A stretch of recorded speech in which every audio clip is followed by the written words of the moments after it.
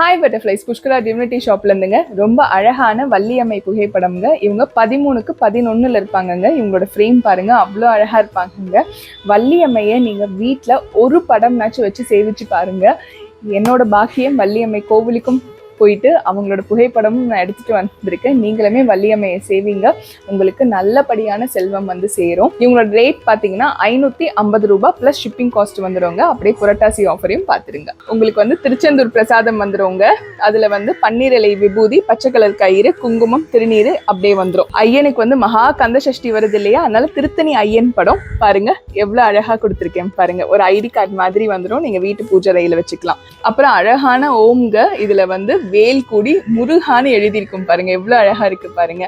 அது கூட எப்பவுமே போல ஒரு குட்டி வேல் உங்களுக்கு வந்துடும்.